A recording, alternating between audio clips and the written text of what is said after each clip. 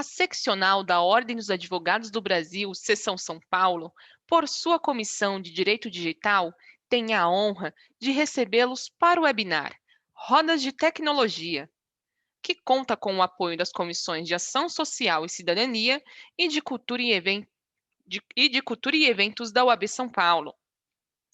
Este evento compactua com os Objetivos de Desenvolvimento Sustentável da ONU. Agradecemos e saudamos as autoridades que compõem essa mesa virtual, os participantes e todos aqueles que contribuíram com a campanha do agasalho. Para conduzir a abertura oficial deste evento, anunciamos o ilustre doutor Guilherme Matos, membro da Comissão de Direito Digital da OAB São Paulo. Doutor, a palavra é sua.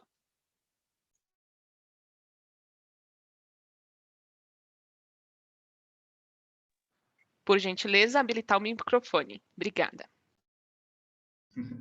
Desculpa. Bom dia a todos, muito bem-vindos. Hoje estou aqui representando o nosso presidente Spencer Todt-Siedel, que é o presidente da Comissão de Direito Digital. E, antes de mais nada, gostaria também de agradecer ao presidente da Seccional de São Paulo, Dr. Caio Augusto. Esse é o nosso quarto Rodas do ano e vamos trazer aqui hoje, como nossa convidada, a doutora Laila Guilhem, que é advogada, Compliance e Implementation Manager da empresa Getaquem, e ela é pós-graduada em Compliance e Anticorrupção. Tem experiência em desenvolvimento de negócios e também é mentora da Inovativa Brasil, maior programa de aceleração de startups do Brasil. Estão aqui com a gente também a doutora Valéria Scheck, a doutora Lorena Robson e a doutora Helena Fujinaka, que são membros da nossa comissão e vão participar da mesa como debatedoras. Bem-vinda, Laila. Tudo bem? Bem-vindo. Obrigada a todos, obrigada pelo convite. Bom dia a todas as pessoas que estão presentes na palestra e também para a comunidade cega, que eu tenho certeza que meu amigo está aí. Para a comunidade cega, meu nome é Laila, eu sou morena, tenho cabelo comprido e estou usando uma blusa branca e uso óculos. Muito bem, Laila. Muito obrigado. É um prazer ter você aqui. Então, conta um pouco para a gente da sua carreira e depois a gente vai continuando o bate-papo com perguntas das nossas debatedoras. Combinado. Eu comecei a minha carreira em grandes corporações, né? E sempre trabalhei nessa parte de compliance. No começo eu trabalhei na parte de compliance fiscal. Aí depois, em 2013, com o advento da lei anticorrupção, eu fui convidada para trabalhar nessa mesma empresa que eu trabalhava, mais para uma área mais de compliance. E aí que surgiu o meu amor, que eu falo, que é para essa parte de dados, para essa parte de tecnologia. E eu falo que essa parte de startups, essa parte de direito digital que eu fui, para essa parte de tecnologia, foi uma parte meio egoísta, porque eu fui para facilitar o meu trabalho, né? Então, eu sempre achei que tinha que ter alguma otimização no que eu fazia, no que minha equipe fazia, no que as empresas faziam. E aí que foi que eu comecei a minha paixão, tanto para a parte de compliance e background check, né?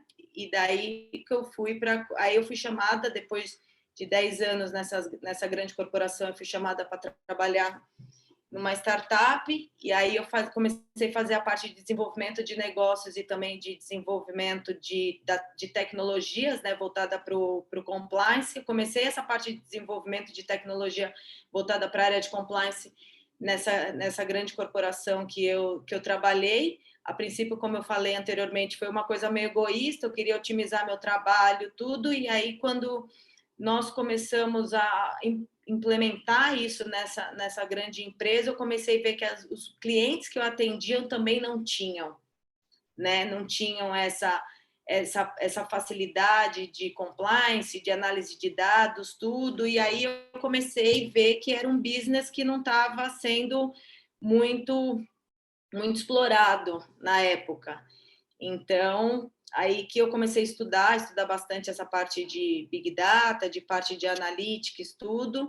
E aí fui convidada para trabalhar numa startup para fazer um desenvolvimento de uma plataforma mais robusta, porque a princípio eu tinha visto uma parte só de dados, e aí o compliance começou a criar tração, a se fundir mais dentro das empresas, e eu comecei a ver que a compliance era um custo, né, para as empresas. Ele não era visto ainda como hoje já é visto como uma estratégia, tudo ainda era um custo.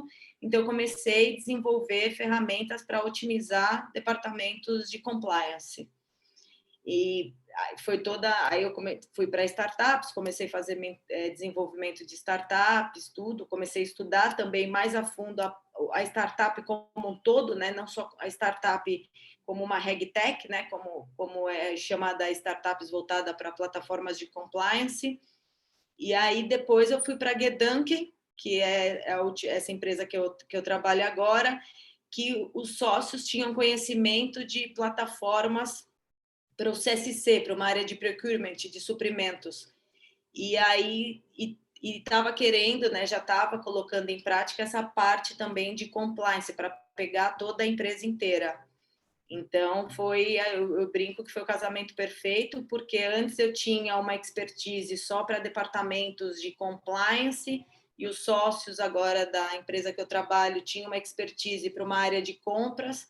Então, eu falo que o céu é o limite. Quanto mais a gente conseguir otimizar os departamentos, né, dentro de uma empresa, melhor a parte de otimização de processo, de gerenciamento de risco. E então aí eu fui me aprofundar nessa parte de otimização dessa tudo, e fui convidada por causa do sucesso que a gente teve tanto na minha startup anterior quanto na Gedanken, que agora fui convidada para fazer a parte de mentoria de startups no Inovativa. E é um trabalho assim muito desafiador, porque a gente tem essa noção de startup ser significado de tecnologia, e não é, né? Startups o core business é infinito do que pode se tocar dentro de uma startup. E aí foi a minha fascinação por esse mundo de startups.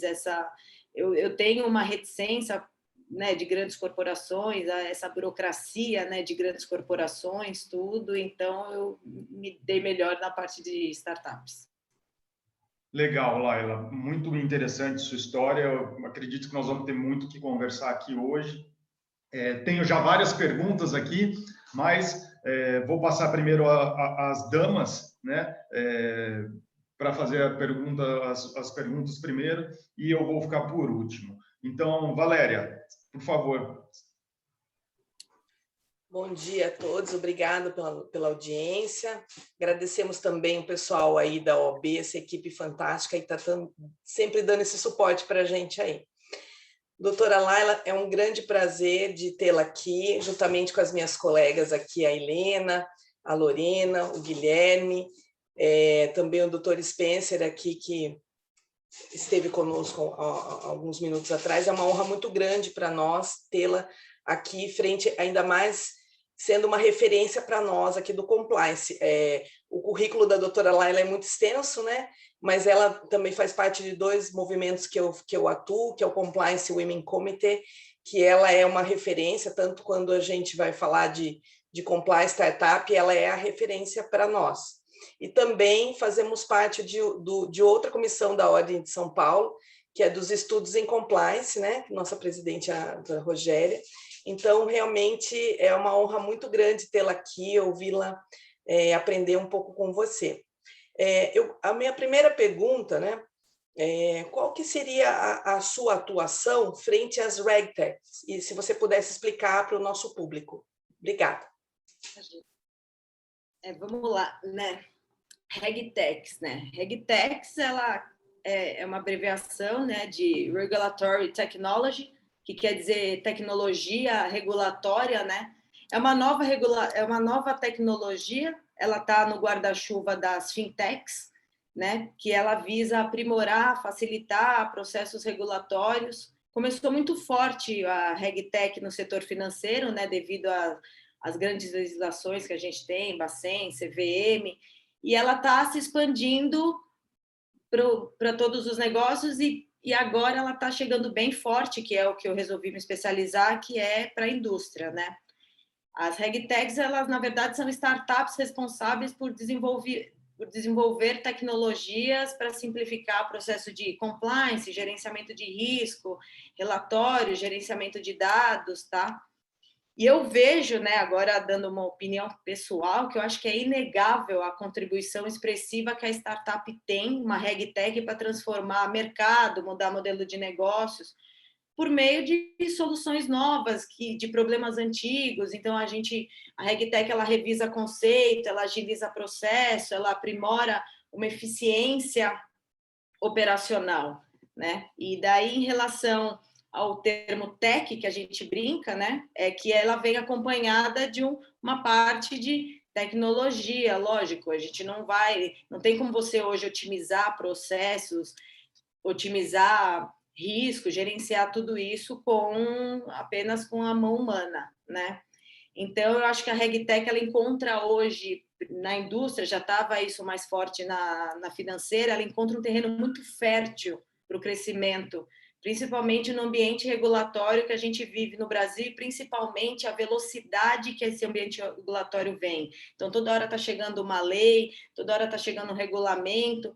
Então, a mesma velocidade que esse ambiente regulatório chega, eu acho que a única coisa que consegue acompanhar essa velocidade do ambiente regulatório hoje é a tecnologia.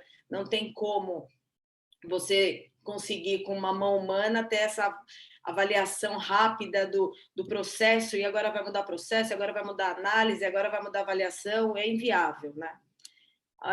Os serviços que hoje a gente oferece, sendo uma RegTech, né, principalmente, eu acho que o ponto principal é a automatização para o cumprimento de exigências regulatórias, ferramenta voltada para o crescimento do consumidor, uma prática conhecida muito no mercado, que é o Know Your Customer, Know Your Client, Know Your Supply.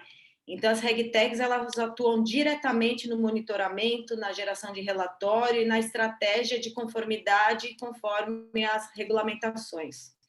Processos de onboarding, quando a empresa tem que validar informações pessoais e algum histórico de cliente, verificação da identidade, a checagem de listas restritivas hoje, são algumas das tecnologias que a gente utiliza hoje numa RegTech, né? O objetivo nosso é investigar eventuais suspeitas relacionadas a fraudes, atos de corrupção, lavagem de dinheiro. E a RegTech, ela tem características peculiares, né? Uma que eu já devo ter falado é a velocidade, né? Então, a velocidade desse ambiente regulatório que a gente vive hoje, a RegTech, ela consegue no paralelo alcançar essa velocidade também. A automação, que eu acho que é o principal também, automatizar processo, quando você delega a tecnologia, tarefas repetitivas, então você consegue direcionar sua equipe para análise e um pensamento mais crítico. Eu falo que a tecnologia, ela não veio para diminuir funcionários, ela não veio para substituir ninguém. Eu acho que a tecnologia veio exatamente para substituir esse ambiente massivo que hoje tem nas empresas. Eu mesmo tenho experiência que o que fez eu ir para um ambiente de tecnologia foi que eu tinha uma equipe com 15 pessoas que todos os dias elas faziam a mesma coisa. Então, todos os dias elas me entregavam a mesma coisa, e a minha empresa, um dos requisitos para trabalhar nela, a pessoa precisava ter curso superior, então era meio paradoxo, sabe? Uma pessoa com curso superior ter que fazer uma coisa massiva, ter que fazer uma coisa... Lógico, ela estava lá por uma questão de emprego, de tudo, então isso começou a me cutucar. Pô, a pessoa todo dia faz a mesma coisa, e é o que eu brinco nas outras palestras que eu dou, que se você faz a mesma coisa todos os dias, no mínimo 4 vezes por dia, mais de 1 hora, eu vou te substituir por uma ferramenta. Então, não vejo a tecnologia como uma coisa, nossa, vai como desemprego, não vejo isso, muito pelo contrário. Eu acho que a tecnologia veio para deixar exatamente as pessoas fazerem o que elas têm de bom, que é análise, é um pensamento mais crítico. E qual é com o advento da RegTech, né, com vocês colocando uma tecnologia dentro da sua empresa, eu acho que o resultado é mais geração de valor para o negócio, além também de maior engajamento do profissional, né? Com o apoio da tecnologia hoje, acredito que as equipes podem realizar um trabalho de forma mais aprofundada, de uma forma mais, não vejo outra palavra a não ser de forma mais inteligente. Redução de custos, isso aí é inviável se você for fazer um business plan da sua empresa, do valor que você gasta hoje com funcionário, hora trabalho, para fazer um trabalho maçante e trocar por uma tecnologia que é 24/7, redução de custos é absurda. E, mais uma vez, sou uma fanática por tecnologia, mas sou uma fanática também por pessoas. Então, acho que recurso humano hoje é uma coisa muito valiosa e ele não pode ser desperdiçado fazendo uma coisa que hoje um robô faria. Talvez até melhor, com uma margem de erro muito menor, né? Então, eu acho que o ganho de eficiência é muito significativo quando a demanda operacional são delegadas para essas soluções digitais. Acho que o princípio RegTech, né, é parte disso, a parte de integração também. Boa parte dessa nossa inteligência da RegTech, ela é integrada também com outros sistemas da empresa, então você também ter 15 tecnologias na sua empresa, talvez não seja uma coisa tão otimizada. Então, o bom da RegTech, pelo menos as RegTechs que eu trabalho, tudo, ela tem essa questão de integração, porque a partir do momento que a empresa ela implementa um digital, né, um departamento um digital dentro da empresa dela, ela começa a ficar cutucada de lá, você fez isso para a área X, mas eu tenho um outro sistema que você tem como integrar tudo. Então, também uma preocupação hoje das RegTechs, essa parte de integração, ela não é uma ferramenta fechada. Então, olha, eu só tenho isso e se você quiser integrar com outro sistema, não. A RegTech, ela tem essa maleabilidade que a gente chama de API, né? Integrações de API, quando a gente consegue conversar com vários departamentos e grandes corporações, o que eu vejo, assim, que eu lido todo dia, né, com grandes clientes, não sei o quê, as empresas não se conversam, sabe? Então, às vezes eu vou falar com o departamento de compras e ele me fala uma coisa que o compliance já tem, mas a gente não sabia que o compliance já tem. Então, eu acho que a RegTech veio também para essa parte de integração, essa flexibilidade de comunicação entre softwares. Ela gera eficiência na tarefa de unir informações relevantes para fazer as adequações necessárias, ela aprimora o desempenho das áreas de negócio. Eu acho que, a princípio, o conceito de RegTech ela veio para isso, ela veio para otimizar, ela não veio para tirar emprego de ninguém, para diminuir nada, e indo para um viés de compliance, né? Eu acho que a RegTech veio com essa análise inteligente de dados, potencializado por soluções de inteligência artificial, inteligência das coisas, que a gente chama de IoT. Então, a principal contribuição da RegTech para o compliance é essa análise massiva de dados que as leis hoje, a Lei de Segurança da Informação, a Lei de Anticorrupção, traz para que hoje, para o negócio ser mais transparente, ele ser mais claro, você vai precisar ter uma análise de dados, você vai precisar ter uma gama de informações dentro da sua empresa que você pode ter 40 pessoas no seu departamento de compliance que você não vai conseguir, né? E tem até uma pesquisa de uma Big Four bem relevante que 78% das empresas elas não estão preparadas para capacidades tecnológicas. Então, é um ponto preocupante, assim, sabe? Empresas gigantes não estão assim, sabe, alinhadas com processos regulatórios, tudo. Então, por isso que às vezes eu vejo essa reticência de algumas empresas com a startup, porque a startup ela veio para para otimizar, não vejo outra palavra, ela veio para destruir esse mercado burocrático, ela veio para otimizar processos, só que ela veio de um jeito que as empresas ainda têm, não, mas calma, eu tenho 10 pessoas no meu departamento e está andando, e eu não vejo vantagem. Eu complementaria, Laila, dizendo que veio para quebrar velhos paradigmas, né? Totalmente. Não tem como, eu concordo com você, ficar estagnado como algumas empresas ainda de grande porte ficam, sem adotar novas tecnologias, enquanto isso as startups vão crescendo exponencialmente, né? A gente percebe isso, é muito claro no mercado hoje em dia, e muito bacana as suas informações. Eu vou passar, então, agora para a Lorena. Lorena, por favor. Oi, pessoal, bom dia, Laila, obrigada pela presença, obrigada a todos.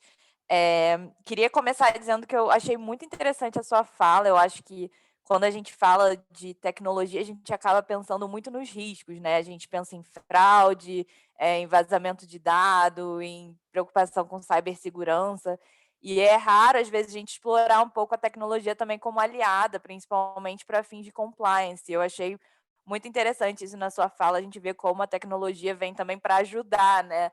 E não só, às vezes, ali como um fardo também, ou algo que cria uma necessidade de prevenção ou um mecanismo de segurança maior. Eu queria perguntar, eu acho que é uma pauta bem quente no momento, eu vi que você tem uma especialidade nisso, queria te pedir para falar um pouco sobre ESG, né, que eu acho que está sendo bem discutido aqui no Brasil e no mundo. E aí, em duas perguntas, assim, se você acha que essa preocupação nova com o ESG também cria um nicho aí que vai ser explorado pelas RegTechs, que essa preocupação também vai facilitar um pouco a atuação das RegTechs, e como a tecnologia pode ajudar a gente, as startups, a alcançarem esses objetivos de ESG. Tá ótimo. SG, né? Palavra do momento, né? Em 2020 foi LGPD, em 2021 tá ESG, né? Quando alguém me pergunta, quando algum cliente me pergunta, Laila, eu quero montar um departamento de compliance na minha empresa, quantos funcionários mais ou menos eu preciso ter para eu ter um departamento de compliance robusto? E aí eu volto à seguinte pergunta para o cliente: quantos funcionários tem na sua empresa? Aí eles falam, 5 mil. Eu falei, você vai precisar ter 5 mil funcionários de compliance no seu departamento. Então, assim, por que eu estou te falando isso? ESG, que é, né, o termo Environment, Social and Governance, né, que é um conjunto de práticas empresariais relacionadas ao desenvolvimento sustentável, eu acho isso sensacional, né? O ESG veio para mudar, mas não acho que só que ao mesmo tempo o ESG, assim como quando veio o compliance, ele veio como uma coisa estratégica para eu atrair stakeholders, né, para fazer, né, uma parte como meio estratégico de uma atratividade financeira, uma estruturação de uma cultura íntegra, que se a gente for pensar racionalmente assim, era o mínimo que as empresas já tinham que ter, né? Mas como agora essa parte de sustentabilidade veio à tona com fundos de investimentos gigantes, como a BlackRock, pedindo essa parte, então as empresas resolveram se preocupar com o ESG, sendo que tanto compliance, tanto uma questão de ética, como uma questão de social, né, o S do ESG, não é uma coisa que tinha que estar sendo pensada, é uma coisa que tinha que vir no valor da empresa. Mas como, tudo bem, Laila, não tinha, agora tem, então vamos ficar felizes, vamos pensar no copo cheio, né? Não vamos pensar no copo vazio, por exemplo. Então, assim, eu acho que o ESG ele tem que ser uma parte de uma estratégia da empresa. Eu não acho que ele tem que ser uma parte de uma estratégia de sustentabilidade fora. Ele não tem que ser um assunto, agora vamos falar de ESG. Ele tem que ser uma parte, assim como digital, assim como compras, assim como ele tem que estar dentro da empresa. Isso tem que ter uma cultura. Ao mesmo tempo que você tem que atrair stakeholders, né? Quando você fala que você tem boas práticas de ESG, você também tem que pegar os stakeholders na parte de colaboradores, na parte de funcionários. Então, você tem que, ao mesmo tempo que você tem que atrair investidores, você tem que atrair pessoas com propósitos tão bons quanto o seu dentro da sua empresa, né? Senão não vai ficar meio paradoxo. Hoje tem vários, né? Veio muito forte essa parte de indicadores, né? Que veio o PRI, que é o princípio de investimento responsáveis, veio o SB3, que é o índice de sustentabilidade empresarial, o CO2, que é o índice de carbono eficiente, né? O índice de governança, mas eu acho que em vias de superar, né, tal conjuntura, essa parte, a criação de valores decorrentes de práticas de ESG se mostra uma parte para atrair a longo prazo não só stakeholders, como colaboradores, tudo. E indo para um viés agora de compliance, né, respondendo a sua pergunta, eu acho que o compliance, ele, na verdade, ele seria, o compliance é o gênero e o ESG é a espécie. Então, acho que o compliance ele pode ser entendido como uma ferramenta de gestão responsável para tutelar os valores da empresa. Então, cabe a ele, por exemplo, elaborar e difundir iniciativas de transparência, de diligência de relacionamento com terceiros, de supervisionar possíveis casos de abuso, de discriminação, né? Porque o S do ESG tem a parte de práticas de uma cultura mais diversificada, tanto para parte de mulheres como para a parte de outras, né, para a parte da comunidade LGBTQI+. Então, nesse sentido, é irrefutável a importância do profissional de compliance para a implementação de práticas ESG, uma vez que o compliance vai atuar como mediador, né, entre esses escopos sociais e ambientais das corporações.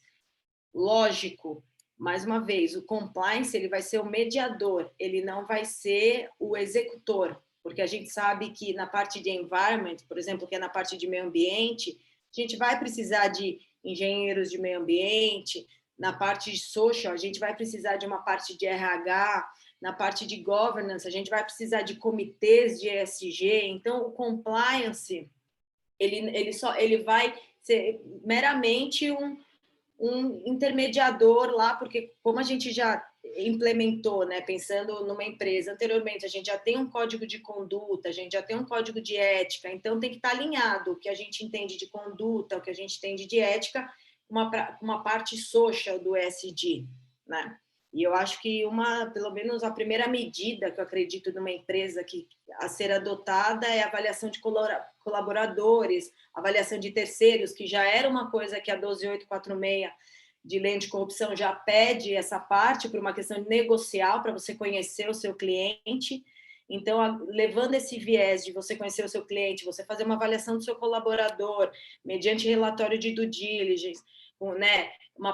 Conhecer o seu cliente, quem é o cliente que você está trabalhando, quem é o fornecedor que você está colocando dentro da sua empresa, ele está de acordo com os propósitos da sua empresa, a partir do momento que você faz uma prática de ESG, a gente vê todo dia aí notícias de empresas que terceirizam serviço e essas empresas fazem trabalho escravo. Isso aí já era uma coisa que a gente já olhava no compliance e o ESG veio para dizer que não faz sentido você ter essa parte. Então, esse propósito de investigar a relação empresarial, parceria com empresa corrupta, empresa racista, empresas ecologicamente incorretas. Então, acho que tal atitude é importante para que as corporações possam se prevenir, né, de possíveis escândalos, avaliar seus investimentos, já que você quer atrair em organizações fora de um padrão ESG, né? Então, eu acho que é aquilo que eu falei, uma prática, né, como o compliance já vem com esse código de ética, esse código de conduta, ele pode somar, né, dentro dos termos ESG e fortalecer esses preceitos sustentáveis de uma cultura organizacional da empresa. Então, acredito que incumbe o profissional de compliance a função desse monitoramento de análise de risco, de medidas implementadas para garantir uma eficácia e uma adesão no mundo corporativo. Muito bom. Helena, por favor. O microfone, isso. Oi, bom dia a todos, é um prazer estar aqui com todos vocês. Voltando um pouquinho sobre a questão da tecnologia em benefício do compliance, e também, como a própria Laila citou, com as equipes cada vez menores e com a necessidade de se ter um ambiente seguro para a empresa, a tecnologia ela se torna um grande aliado também para a área de compliance, né? Então, como a própria Lara citou, soluções como inteligência artificial, Big Data, elas se reúnem e analisam dados de forma rápida e estratégica, e isso acaba aumentando a confiabilidade das informações e influenciando na tomada de decisão dos gestores, né? Eu gostaria de saber da Laila, em casos práticos, como a empresa ela pode utilizar a tecnologia e a inteligência artificial para garantir que os atos praticados pelos funcionários da empresa elas estejam em compliance. Ótimo. Um dos pilares para o sucesso de um programa de compliance é o controle interno, né? Ele é realizado para reduzir risco em todos os procedimentos e em todas as operações, né? Quando você controla um processo interno, uma conduta profissional, a empresa conquista segurança nas transações, nas relações. A Lei 12.846 trouxe a responsabilidade objetiva, né? Que é independente da empresa ter agido ou não em seu benefício, ela responde. Para você garantir esse controle na empresa, de quem está entrando na sua empresa, de quem está trabalhando dentro da sua empresa, nós estamos falando de grande volume de informação de dado vindo de todo lugar, tanto quanto pessoa física, quanto pessoa jurídica. E o compliance é o que eu te falei, às vezes tem uma pessoa no compliance, mas independente se tem uma, se tem 30, se você tem uma empresa que hoje tem 50 mil fornecedores prestando serviço para você de diferentes formas, eu não vejo, e ao mesmo tempo o compliance tem que ter esse controle interno de quem está entrando, de quem está saindo. Às vezes tem fornecedores que respondem por 30% do seu faturamento bruto. Você está avaliando esse fornecedor? Então, eu acho que relatório de auditoria interna, investigação de denúncia anônima, relatório de auditoria externa, eles são mecanismos que as empresas pesquisadas mais utilizam para hoje identificar risco. E o maior desafio é como eu consigo essa documentação com agilidade, com eficiência e com segurança, né? Então, a única coisa que eu vejo eu acho que hoje o Big Data Analytics e a inteligência artificial, eles são parceiros de negócio do compliance, assim, meio que requisito obrigatório. Essa massificação de dados, esse grande volume de dados, a tecnologia ela consegue facilitar muito a sua empresa. Hoje uma ferramenta de RegTech, por exemplo, ela consegue analisar 15 mil fornecedores, vamos supor, em 48 horas. Você não consegue em um ano conseguir fazer isso.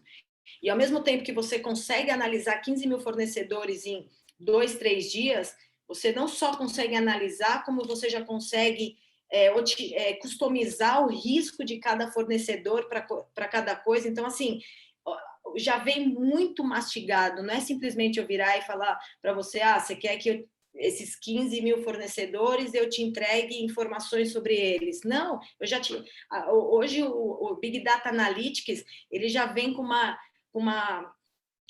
estrutura de relatório que ele já te entrega ele já te entrega como que se são alto risco, se são baixo risco, se são médio risco, e se são alto risco, para quem que você tem que mandar da sua empresa, qual que é o workflow de aprovação.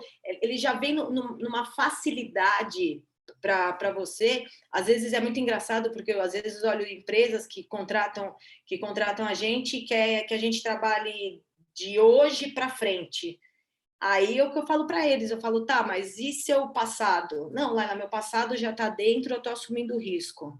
Não, tudo bem, que você está assumindo risco é fato, o fornecedor já está dentro da sua empresa, mas e se eu fizer uma due diligence, se você subir para mim uma planilha, ou se eu integrar com o SAP, o Lucas, que é esse meu amigo que é deficiente visual, que tá nessa palestra, aqui comigo, tudo, ele é uma máquina de SAP, ele é uma máquina de integração de SAP, e exatamente como a minha plataforma integra com o SAP deles, e eu consiga pegar, por mais que você está assumindo risco na sua empresa, porque você quer a minha ferramenta daqui para frente, mas deixa eu pegar os seus fornecedores anteriores e só te dar um overview de onde você está pisando. Eu não estou querendo que você vai analisar, você já assumiu o risco, mas assim, ó, de 15 mil, tem 1.000 aqui que, sabe, são complexos, tudo, e volto. Compliance não é impeditivo de negócios.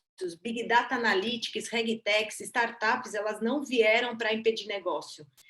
O meu trabalho, principalmente frente às RegTechs, é exatamente eu viabilizar o negócio. Então, o seu cliente é alto risco, tá? Não quero que você não negocie com ele, mas então vamos colocar no cenário jurídico, vamos colocar o legal, vamos colocar advogados para fazer cláusulas de liability cap, cláusula de saída, se acontecer alguma coisa, demonstração financeira a cada 3 meses, o monitoramento. Hoje a gente tem ferramentas, a Gedanke mesmo tem essa ferramenta, que a gente faz monitoramento. Então, assim, hoje a Laila é baixo risco, tá tranquila, mas eu continuo monitorando a Laila 24 horas por dia, porque vai que amanhã ela assume um cargo, e aí o compliance recebe em tempo real, olha, o cliente tal, o sócio acabou de virar um PEP. Você não tem como fazer isso na mão. Então, respondendo à sua pergunta, Helena, a tecnologia, ela veio como uma parceira do compliance, ela não está como...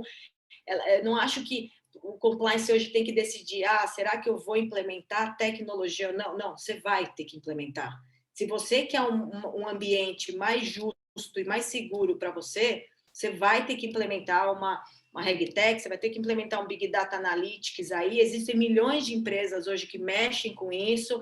Cada dia mais as empresas estão mais engajadas em facilitar esse processo. Por quê? Porque você tem que, por causa que a 12846 trouxe dizendo o seguinte, você tem que conhecer o seu terceiro. Então, eu não posso mais agora me esquivar de, eu não sabia que o meu terceiro tinha trabalho escravo. Não, você tem como saber. Você tem total como saber que o seu terceiro era... A gente não tem mais essa escusa, né? Mas eu não avaliei. Não, está na lei. Você tem que avaliar seu terceiro. Então, não existe mais. Agora, com esse Big Data Analytics, com essas ferramentas, não tem mais como, pelo menos o compliance, ou outras áreas também, a Gedanke, ela atua em outras áreas também, não tem mais como eu falar, mas não tinha como eu fazer isso. Tinha como. Hoje não tem como você dar total segurança para o seu negócio. Legal, Laila. Bom, agora eu tenho várias perguntas aqui, na verdade, para você, mas assim, eu vou fazer 2 e você divide aí como você achar melhor. Uma é essa questão que você já tinha falado no começo de inclusão, né? Tem, por exemplo, aqui o Lucas, né? O nome dele.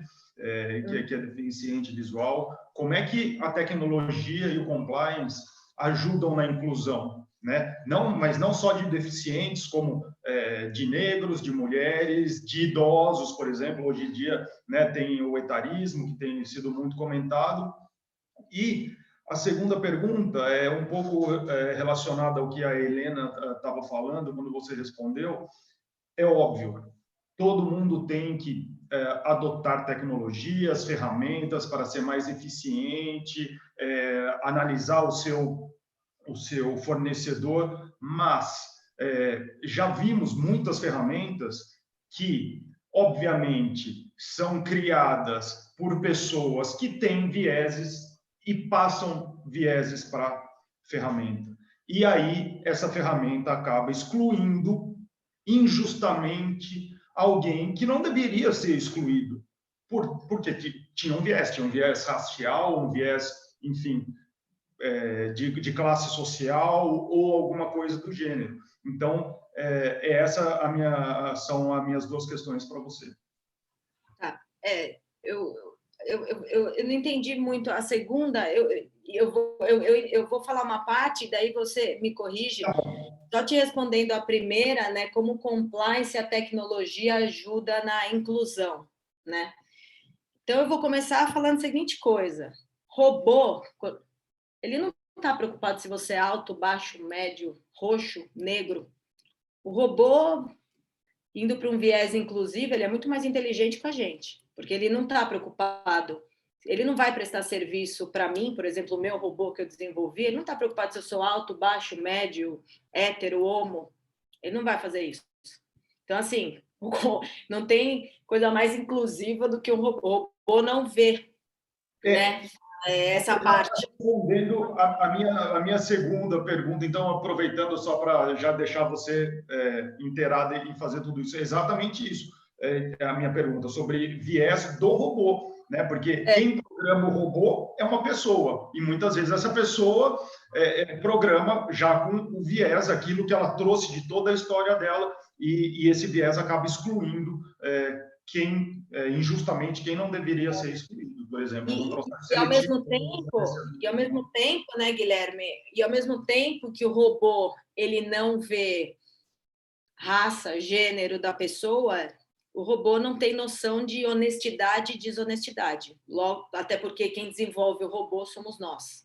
Então, assim, a tecnologia está aí para o bem quanto para o mal. Então, ao mesmo tempo que você pode montar soluções que facilitam a vida das pessoas, você pode montar máquinas que prejudicam. Então, assim, o robô ele não está escuso também de se transformar numa coisa que possa vir prejudicialmente. A gente vê um monte de coisa, né?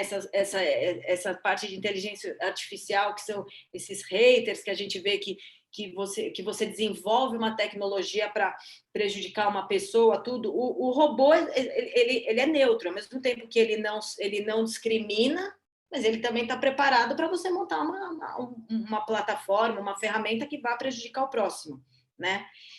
Indo para um viés de compliance, né, onde compliance ajuda na inclusão, nessa parte, eu acho que se você começar a ver o compliance fora da empresa, é o que eu falo para as pessoas. Compliance não é quando você coloca o crachá. Ah, porque agora eu sou do departamento de compliance. Compliance é a qualidade de vida. Você acorda querendo ser ética. Você escolhe ser ética. Então, não tem como eu ser super ética dentro da minha empresa e sair e não ser ética, né? Então, assim, não é que o compliance...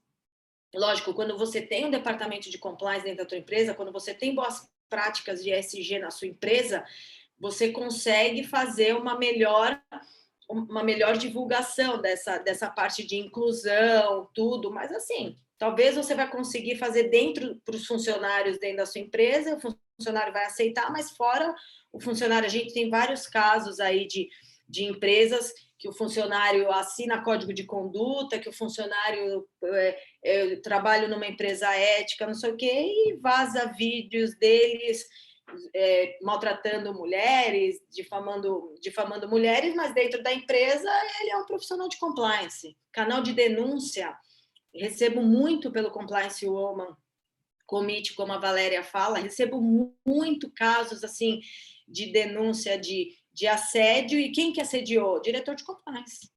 Então, assim, se você acordar com viés que você trabalha com compliance, a hora que você põe o crachá, esquece.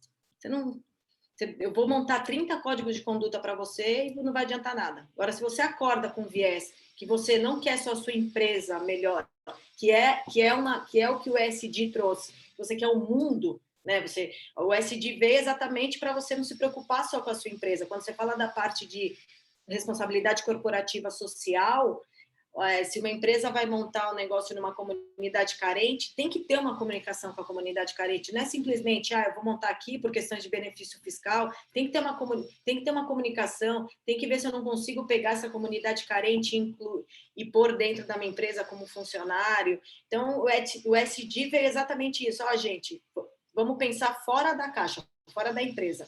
E o compliance é a mesma coisa. Então, assim, ele ajuda nessa cultura de inclusão, é ótimo que ele ajude tudo, mas eu acho que tem que partir também do mindset da pessoa, tem que partir do mindset de funcionário. Eu posso impor sanções, como de alguns códigos de conduta que tem sanções para discriminatório, para isso, não sei o quê, mas Laila, diminui? Não diminui, porque eu brinco que o compliance ele tem um fundo de caráter também.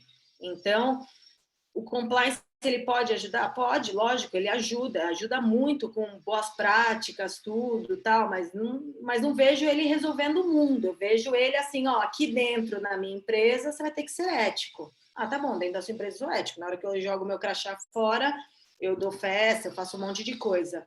Indo para um viés de tecnologia, a tecnologia está muito mais inclusiva. Até vou fazer um comentário aqui, não sei se o Lucas, que está me ouvindo, vai me permitir. Esses dias, não sei o que eu comentei com ele, que a gente estava falando de pessoas, não sei o quê, a gente estava falando de amigos. Eu não sei o que a gente estava falando, que ele virou para mim e fez assim, Laila, eu não tenho amigo negro, eu não tenho amigo alto, eu não tenho amigo a gente está comentando de amigos e o Lucas virou para mim e falou assim, Laila, eu não tenho amigo negro, eu não tenho amigo gay, eu tenho amigo, porque eu não enxergo. Eu não vejo, eu vejo meus amigos pelo que eles são, não pelo que ele é. Aí eu tomei essa paulada do Lucas, né? Porque a gente tem essa parte de inclusão, não sei o quê, e ele virou e falou, Laila, eu não tenho amigo negro, amigo loiro, eu tenho amigo, porque eu não enxergo.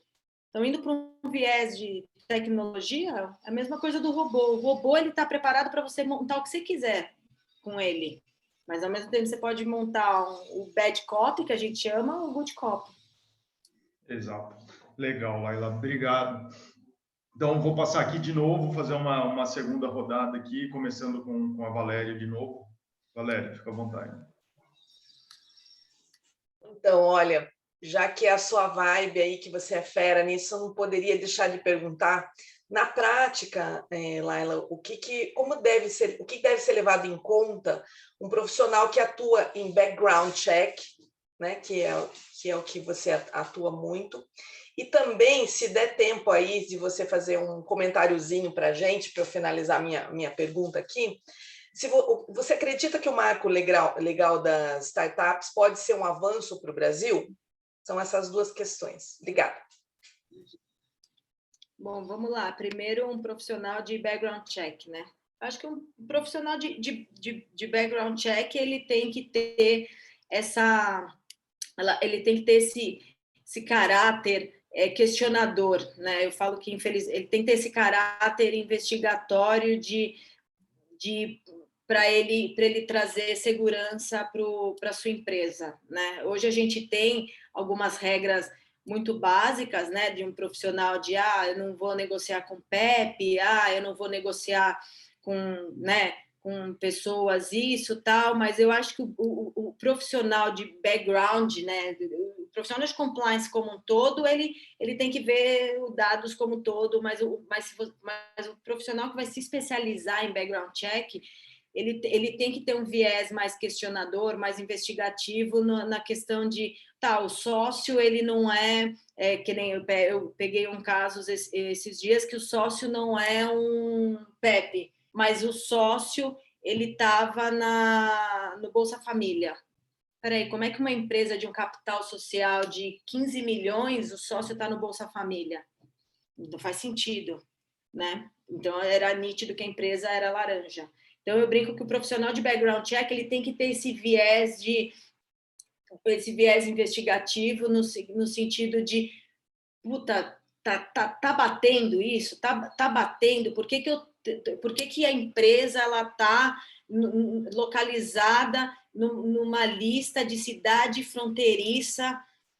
Por quê? Sendo que é uma empresa comum que teria que estar em São Paulo, por que ela optou por estar numa cidade fronteiriça, sendo que ela não tem nenhuma negociação? Então, eu brinco que o profissional de background check, ele tem que ter esse viés, não, ao mesmo tempo, por isso que eu falo, ao mesmo tempo que o Big Data vai trazer esses dados básicos jogado, né, assim, estruturado, mas baseado no que eu desenhei para ele, eu acho que na hora que eu ler os dados, eu tenho que ter esse viés investigatório.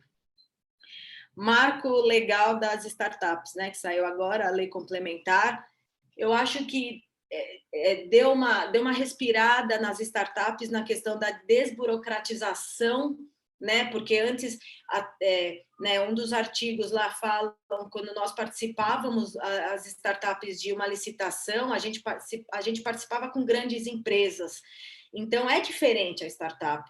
Primeiro, às vezes, o tempo de casa da startup, às vezes, o que a gente vai vender para a empresa, a gente vai precisar de um tempo de tecnologia, coisa que talvez uma empresa maior ela já tem essa parte, né? A gente brinca que a diferença das grandes empresas para startup é que as grandes empresas elas têm o gerenciamento de risco e a gente não tem. Então, as grandes empresas elas conseguem meio que analisar o risco delas e tal. Até onde a startup não, a startup chega batendo e não sabe se a gente vai ganhar 1 milhão amanhã ou se a gente vai perder tudo.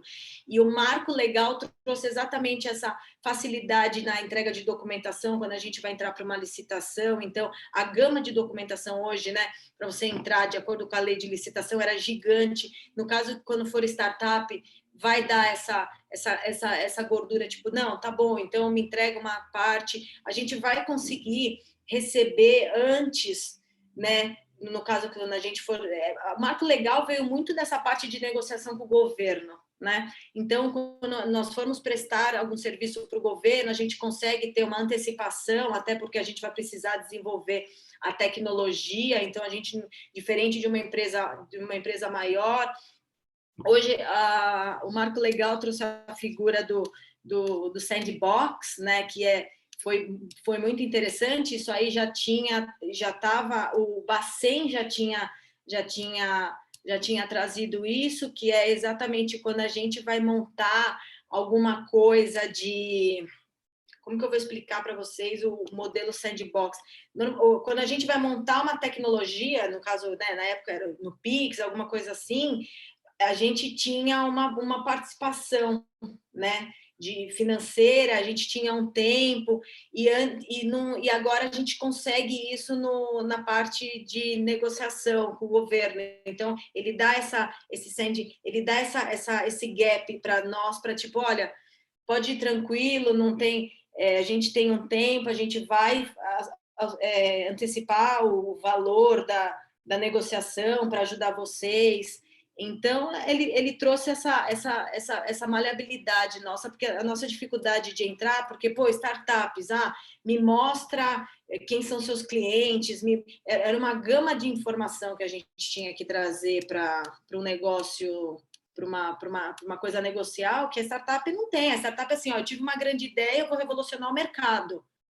Pronto, a gente é muito bom no que a gente faz. Aí vinha o governo com toda aquela burocratização de documentação que a gente tinha que entregar e tinha que fazer isso, e ao mesmo tempo a gente precisando de capital para ter que investir para prestar o serviço para o governo. Aí hoje o governo consegue antecipar isso para nós, para a gente ter capital para desenvolver, porque não é barato você desenvolver uma plataforma. Então, eu acho que o marco legal veio exatamente para ser mais justa a nossa competição com grandes corporações. Eu acho que eu consegui ser clara. Muito clara, muito obrigada. Legal, Laila. Agora, Lorena, por favor. Então, eu acho que a gente falou um pouco também de conhecer os seus fornecedores, conhecer os clientes. Eu acho que, além das implicações legais, a gente também consegue trazer isso um pouco para os aspectos de risco reputacional das empresas, né? Eu acho que a gente vê muito... na internet, a gente acaba vendo bastante esse aspecto, né? Quando tem sempre algum escândalo envolvendo... fornecedores, algum escândalo envolvendo empresas e os aspectos de compliance dessas empresas. E eu queria ouvir um pouco de você, como você acha que a internet amplificou essa preocupação das startups e das empresas em relação a esses riscos reputacionais e como essas empresas e os departamentos de compliance lidam com isso, se isso hoje em dia realmente é o impacto desses riscos na internet e acaba gerando também uma preocupação maior em relação ao compliance no geral. Eu falo assim, né? Quando eu vou fazer consultoria de compliance e a gente vai balizar o alto, médio e baixo risco das empresas, eu falo que o Google é um papel de pão, né? O Google aceita tudo. Então, assim, por mais que parece lá no Google, a empresa é condenada por trabalho escravo, uma dica que eu dou assim para os meus clientes é assim, foi condenada? Entendeu? Foi condenada? Ah, mas ela, tudo bem, ela apareceu no Google, a gente fala onde há fumaça há fogo, né? Mas hoje o Google ele se tornou meio que um ambiente né, tudo ele tem resposta, né? A gente brinca, quando é médico, eu tô com algum problema, eu vou no médico Google, lá no Dr. Google, não sei o quê.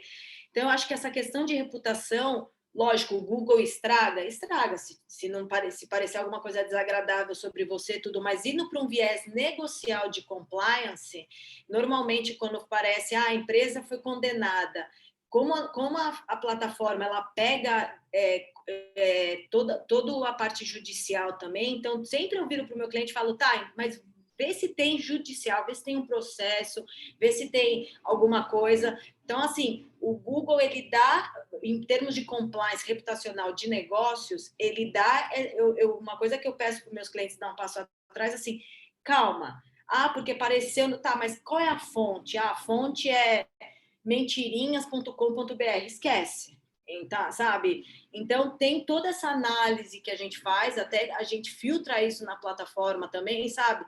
Vamos pegar a notícia de mídia, mas vindo de sites que já estão sólidos no mercado. Então, eu não trago, por exemplo, para o meu cliente, mentirinhas.com.br. Não vou trazer, sabe? Porque, mas lá ela apareceu isso. Então, essa parte reputacional voltada para uma análise de negócios, eu acho que o Google ele não tem uma classificação, no meu ver, assim, de alto risco, porque tudo eu tento. Apareceu que ele tem trabalho escravo. Tá, então vamos entrar no Ministério do Trabalho, ele está na lista de trabalho escravo, então tem outras formas para uma questão de segurança do negócio que eu faço meu cliente avaliar antes de ter o pai Google lá analisando. Indo para um viés reputacional de pessoa física, é desesperador o que a gente vê tal de coisas hoje de questão de reputação. Mas como o meu viés é muito compliance voltado para a empresa, então, até não sei como ninguém me perguntou ainda, eu como trabalhando numa empresa de dados, como ninguém me perguntou sobre LGPD, né? Porque eu mexo com dados, mexo com bastante dados, né? Então, o que a gente faz é exatamente isso. A parte minha de compliance, quando nós estamos no desenvolvimento de uma ferramenta, é uma ferramenta voltada para a viabilidade de negócios. Não é uma ferramenta voltada para a rádio peão da empresa. Então, não tem essa parte de integridade de Facebook, de Instagram, não tem. Eu não estou preocupada se o sócio foi ontem para Paris, não é preocupação minha. A minha preocupação é se ele é um PEP, se ele tem alguma ação contra assédio, contra funcionário. Então, a parte minha reputacional, tanto de pessoa física quanto de jurídica, é voltada para viabilidade de negócio, não é voltada para, nossa, você viu o sócio aqui, pareceu que ele foi para... Não é o meu viés. Bacana, obrigado, Laila. Helena, por favor. Bom, a minha última questão é a seguinte: nós temos aqui na nossa audiência muitos advogados e estudantes de direito, e gostaria de perguntar para você sobre como um profissional de compliance ele pode se preparar para conseguir entrar numa startup. Uma vez que hoje em dia as exigências, além das básicas, como experiência prévia, inglês fluente, ter trabalhado em startup também é um requisito. Eu recebo diariamente várias vagas, e assim com uma lista gigante para advogado júnior, quer dizer, compliance júnior, enfim. Como é que um advogado que queira, um estudante de direito que queira entrar numa startup, trabalhar na área de compliance, ele pode se preparar para entrar numa startup? É isso. Beleza. Para quem quer seguir a área de compliance voltada para startups, então a boa notícia é que está crescendo muito, né? Porque a startup não era uma preocupação, nunca foi uma preocupação da startup essa parte de legal compliance, né? A startup ela quer desenvolver um produto e ela quer pôr no mercado, ela quer bombar, ela não está preocupada, não, mas sabe, mas a gente fechou com um cliente grande, ele deu um contrato de 15 páginas, puta, não, nem vamos ler, não, assina aí, porque a gente já quer. A startup, ao mesmo tempo que tem essa otimização, ela tem esse defeito que, assim, puta, jurídico de 4 meses para negociar, pô, meu, vai logo, que não sei o quê. Só que o que está acontecendo? Por estar crescendo muito as startups, está tendo essa preocupação do legal compliance para startups. Então, você vê que tem um monte agora de instituições que estão fazendo cursos específicos para direito em startup, para compliance em startup. Por quê? Porque hoje a startup, o que era, por mais que eu brinco que é uma molecada, tipo, puta, tive uma ideia genial, eu sou muito bom, só que assim, pra você ter essa ideia genial, você vai vender para quem? Você vai vender para uma grande corporação, e essa grande corporação tem um jurídico lá que vai falar, então, peraí, breca, vem aqui, volta a cláusula, entendeu? Eu vejo pela Gedanken, primeira pergunta quando a gente fala de startup de Big Data, a primeira pergunta, o legal já vem com o pé no peito falando lá, ele é LGPD, entendeu? Então, assim, o que a gente teve que desenvolver na Gedanken? Uma política de segurança da informação, uma política de proteção de dados, porque, assim, eu quero vender para gente grande está aí, Laila, cadê a LGPD? Então, assim, é uma área que está crescendo muito, essa parte de compliance e de direito, né, esse legal compliance para startup, e ao mesmo tempo que é uma área, né, jurídica, tem essa parte burocrática, não sei o quê, ele é uma área mais agilizada, porque o pessoal de startup, assim, tem que ter o legal, tem que ter toda essa parte e tudo, mas startup é um viés meio diferente. Então, assim, respondendo um pouco a sua pergunta, Helena, quando a gente vai contratar um profissional de compliance para startup, a gente nem está muito preocupado se a pessoa tem o inglês. Sabe? O que a gente quer, pelo menos eu estou falando por mim, né? Como quando eu recruto, eu quero uma pessoa sem noção, com todo respeito, totalmente open mind, totalmente louco para tipo, olha, puta, a gente vai às vezes ficar aqui até tarde porque a gente teve uma ideia de uma tecnologia e às vezes eu brinco, às vezes com os meus funcionários, às vezes eu tenho uma ideia 2 horas da manhã, mando WhatsApp para eles e falo, meu, não responde que senão eu vou ser presa no Ministério do Trabalho, pelo amor de Deus, mas se eu não te mandar, eu vou esquecer. Então, startup tem essa agilidade e o legal tem que estar acompanhando a mesma coisa. O legal, então todo mundo da startup tem que ter esse pensamento mais dinâmico, lógico, com todas as leis que a gente tem que ter, tudo. Mas eu acho que uma coisa que também foi muito legal de startup é que a gente tirou esses requisitos burocráticos de você tem que ter inglês, você tem que ter experiência, porque startup nada mais é do que uma pessoa que não deu certo numa corporação, tinha uma grande ideia, montou um negócio e bombou. Então, assim, eu não posso virar para uma pessoa e falar, mas você tem experiências em startup? Não, às vezes ele vai falar, não tenho, eu sempre trabalhei em grande corporação. E aí você põe um cara desse dentro de uma startup, o cara solta, ele mostra um monte de ideia, porque uma coisa que a gente faz nas startups, tanto as que eu mentoro quanto a que eu trabalho, é atitude de dono, entendeu? Então, assim, então, se você acha que você vai entrar aqui, vou assinar sua carteira, não que você vai trabalho escravo, tudo, mas, meu, entra junto. Então, assim, todas as discussões é com todo mundo, então o legal entra junto com a equipe de tecnologia também para conversar, porque então não tem uma coisa que a startup trouxe exatamente isso. Esses dias a gente contratou um funcionário de mais de 50 anos que ele não tinha noção de tecnologia, mas na pandemia ele foi mandado embora e a gente precisava de uma coisa mais massiva. E é engraçadíssimo, porque ele está no meio de um monte de molecada e a gente brinca que ele é meio que o pai. Então, a gente às vezes fala um monte de besteira num grupo, ele,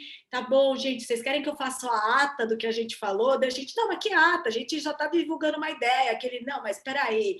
a gente precisa... Não. E daí a gente brinca, então faz a ata. Então ele, não, então olha, de acordo com a reunião, e a gente fala, porra, Sérgio, então ele virou nosso ata, não sei o quê. Por quê? Porque startup é muito, não tem tempo de, para, você manda, você formaliza.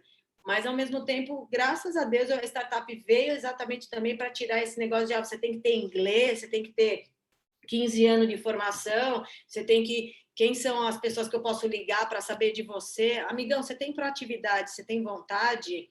Startup surgiu do quê? Surgiu de uma pessoa que também não se adequou numa grande corporação e teve uma ideia. A Uber está aí para falar, Nubank. É tudo gente que acordou com uma ideia e hoje são grandes unicórnios. Então, não precisa desse negócio de inglês. Lógico, né? Com o tempo você vai precisar de inglês, tudo, mas não é uma coisa assim, puta, não tem provas de, vou te dar uma prova de inglês. Eu lembro que a corporação que eu trabalhei, a primeira corporação que eu trabalhei, eu passei por 9 provas.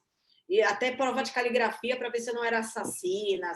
Não, startup, uma coisa por isso que eu gosto dessa parte de startup.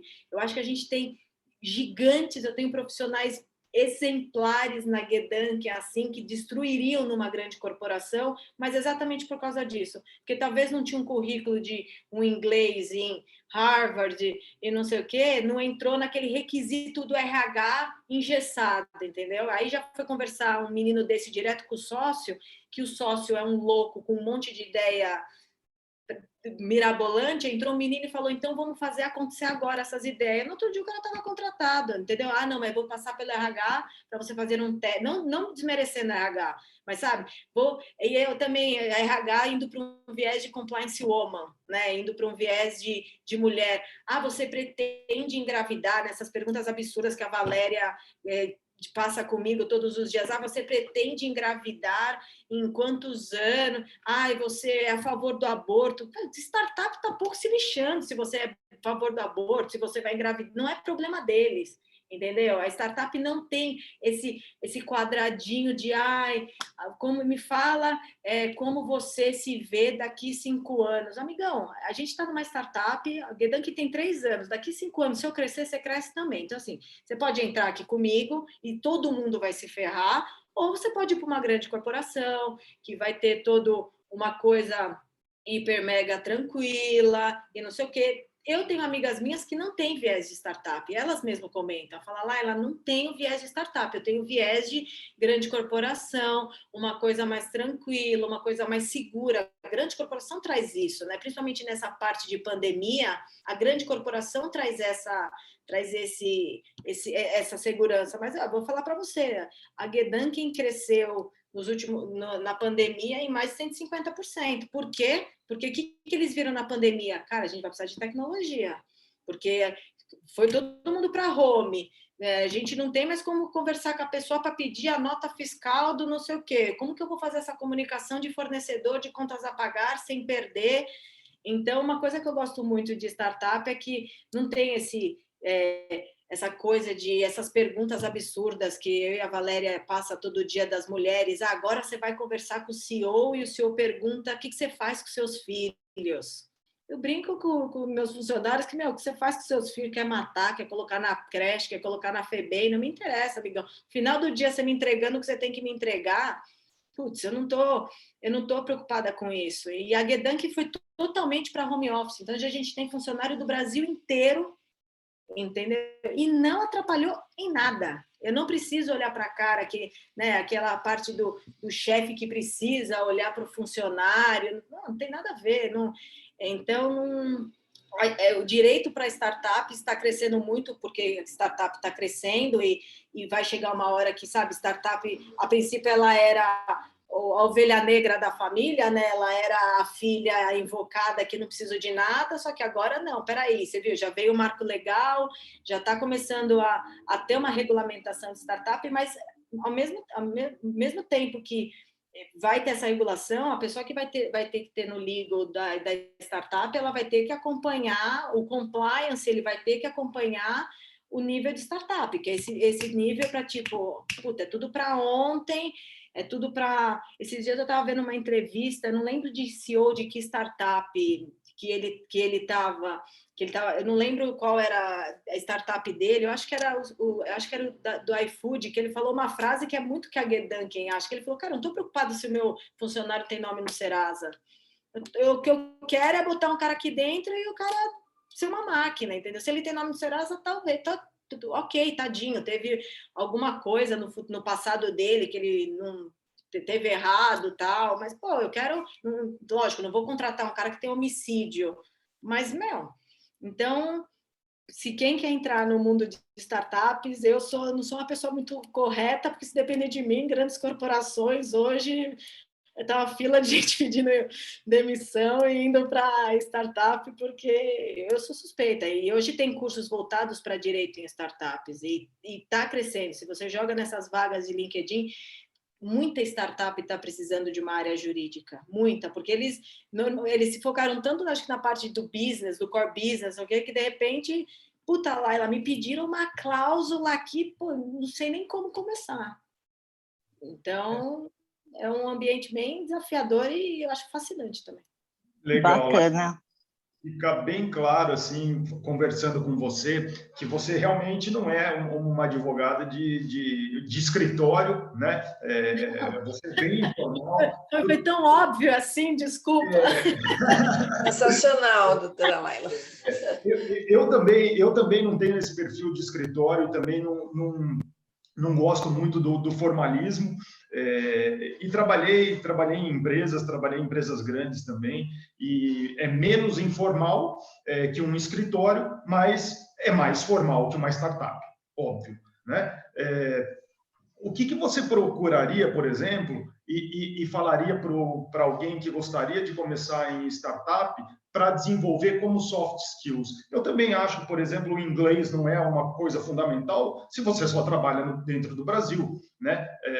Não seria um requisito, mas para startup é muito mais importante algumas soft skills que a pessoa consegue se comunicar melhor com todos os departamentos, porque em muitas empresas tradicionais o jurídico é até chamado de departamento de prevenção a vendas, né? Tem essas...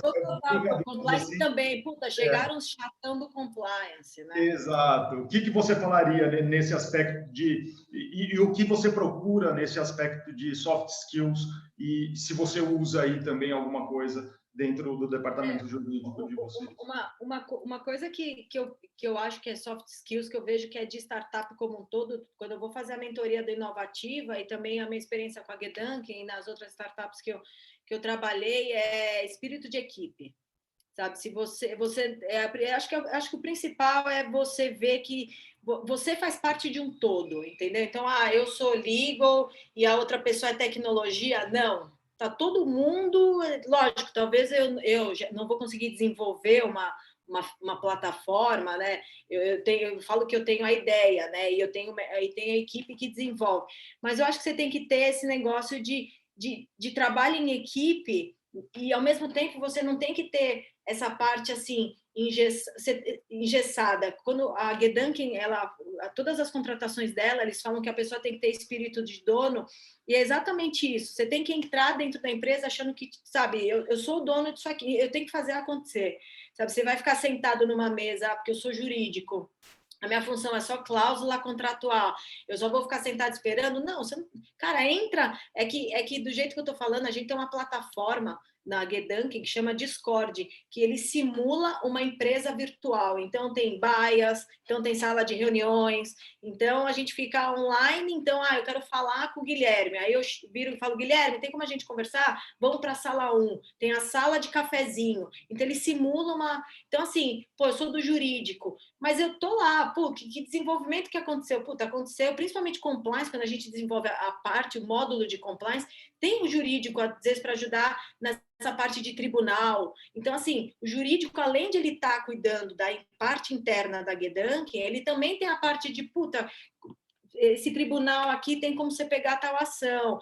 Então, assim, todo mundo tá 24 horas. Uma pessoa assim, primeiro que a startup é pequenas, né? Normalmente elas têm no máximo 30, lógico, elas vão crescendo tudo. Então eu brinco que todo mundo tem que fazer alguma coisa. Então, na época que era físico, a faxineira faltou, a fulana faltou, amigão, você não está fazendo nada, então pega a vassoura e vai passar na startup. Mas é trabalho. Aí quem deve ter gente me escutando assim, mas lá é trabalho escravo, porque a função da pessoa é montar uma cláusula contratual, você está dando uma vassoura para ela, amigão, o sócio vai, entendeu? O modo de dizer, não que a pessoa vai varrer, mas que eu estou dizendo assim, cara, tá todo mundo lá no mesmo bolo. Eu lembro que quando eu contratava as pessoas, eu falava, olha, eu tenho 1 ano aqui, eu montei a empresa faz 1 ano, amanhã eu posso falir isso daqui, amanhã não pode, amanhã isso aqui pode bombar, só que é o seguinte, se você estiver comigo, vai bombar nós dois juntos. Então, assim, o que a gente passa numa questão de startup é essa proatividade de tipo, ó, a casa caiu, a gente precisa entregar um projeto. Você vai ficar aqui ou você vai falar, não, deu meia hora e eu vou embora, não é problema meu. Então, os soft skills é trabalho em equipe, é você se colocar no lugar do outro, que também vai para uma coisa mais de viés de compliance. É você não virar e falar, minha função é fazer ABC, mas eu estou vendo que o meu parceiro de negócio aqui do lado tem fazendo D e eu posso ajudar, mas não é problema meu. E uma coisa que não tem na startup, que é muito mais saudável, que eu vejo que tem nas grandes corporações, é essa parte de você prejudicar o funcionário por questões de meta, sabe? Esse egoísmo que eu via muito nas grandes corporações, não tem na startup, não tem esse negócio de, puta, a minha par, eu não vou falar nada para ela porque eu estou com um monte de projeto e não sei o quê, não, é tudo a mesma coisa. A questão de eu estar fazendo 2 projetos, ela 1 ou ela 4 e eu 2, não é porque ela é melhor, é porque talvez os meus 2 são maiores. Então, eu vejo que não tem aquele espírito de ganância, sabe? Eu vou prejudicar o meu funcionário porque eu vou ter que subir. Startup, todo mundo sobe. Não tem como você... Então, não tem esse negócio de, porque eu vou bater minha meta e eu não vou ajudar o meu parceiro. Isso era uma coisa que me batia muito, por isso que eu acho que eu gosto tanto de compliance, que eu via nas grandes corporações, sabe? Esse egoísmo entre os funcionários. Não tinha... Startup, não. Startup é todo mundo... Lá, tipo, se eu crescer, vai crescer todo mundo. Se eu falir, vai falir todo mundo. E, então, acho que o soft skills é exatamente isso. Você não ter uma coisa muito centralizadora. A startup não aceita isso, sabe? Aquele funcionário que é muito centralizador, ele não consegue ter essa parte de dividir, né? Porque, eu quero deixar tudo para mim para demonstrar que eu sou bonzão. Esse cara não vai ter futuro numa startup, porque ele não vai conseguir...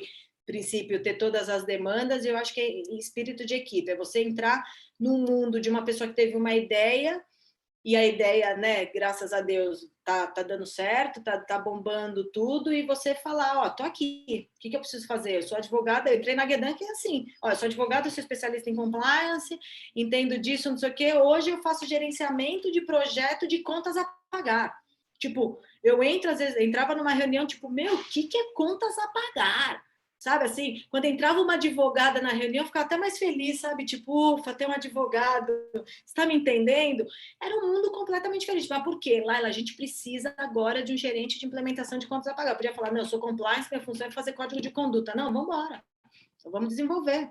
Me dá 1 mês, uma semana para entender e eu vou entender. Bacana, Laila. Bom, como eu disse, assim, a gente sempre acaba passando aí, a conversa está muito boa, já estamos aí com o tempo extrapolado. Queria perguntar para Valéria, Lorena ou Helena se tem algum comentário antes de a gente poder encerrar e agradecer a sua presença aqui, Laila. Algum comentário das debatedoras? Não, Guilherme, só queria agradecer imensamente. Eu achei assim espetacular todo esse nosso webinar e agradecer a todos pela audiência. Só isso. Obrigada. Também queria agradecer, foi ótimo, fiquei com várias perguntas na cabeça ainda, daria para ficar falando aqui várias horas. Obrigada, Laila, por compartilhar todo o conhecimento, toda a experiência, foi super proveitoso. Eu que agradeço a oportunidade. Também queria agradecer muito a nossa audiência. Olha, A hora passou assim rapidamente, é muito interessante, assunto assim que nós, ó, Laila, nós estamos aqui, nós que temos a oportunidade de estar assim mais diretamente com você, né? Temos colegas aí fazendo várias perguntas também. Queria agradecer a todos por essa audiência até essa hora aí, né? Perto do almoço aí a gente está aqui querendo ouvir mais e mais e mais. Você já fica convidada para voltar numa próxima oportunidade com a gente aí. Já vi, ó, você foi falar dessa parte de competitividade, já lembrei de uma outra viés que eu trabalho também, que é essa parte do bullying, que daí já lembra do mobbing predatório, e de startups. Olha, vou acrescentar nos meus artigos esse seu comentário aí, viu? Eu gostei bastante. Queria muito agradecer você, e realmente essa parte do compliance é uma área que tem crescido muito, né? E veja bem aqui, o Guilherme foi muito generoso aí de deixar várias mulheres juntas aqui. Agradeço muito esse carinho, viu, Guilherme, conosco. E convidá-lo aí para estar conosco novamente, em nome do nosso presidente, a te agradecer aí pelo seu tempo, que eu sei que você é uma pessoa ocupadíssima. E agradecer as minhas colegas, a Helena, a Lorena, e também ao Guilherme, que foram sensacionais com as perguntas, e você mais ainda em nos responder sempre generosamente, muito completa. Obrigada. Não, obrigada, agradeço, Val, você principalmente pelo convite e tudo. E vocês botaram uma advogada para falar sobre uma coisa que ela ama. Então, desculpa se eu ultrapassei aí o tempo, porque, né, é uma coisa que eu amo, que é esse assunto, e advogado, gente. Eu falo e estou super orgulhosa de ser uma advogada, e eu agradeço. Se vocês tiverem alguma dúvida, alguma coisa, eu estou à disposição também. Bacana. Obrigado também, Valéria, pelos comentários. A nossa intenção é sempre essa, trazer pessoas de todas as áreas, trazer inclusão também, né? E obviamente, como é o tema central, é trazer o tema tecnologia junto com tudo isso. Laila, muito obrigado. Com certeza a gente poderia ficar aqui mais 1 hora, 2 horas conversando. Muito bacana. Agradeço em nome do nosso presidente, o Dr. Spencer Todd-Siedel, da Comissão de Direito Digital, e também em nome do presidente da seccional de São Paulo, da OAB de São Paulo, Dr. Caio Augusto. Muito obrigado a todos que participaram. Um abraço. Tchau, gente. Obrigada. Obrigada. Bom dia a todos. Bom dia.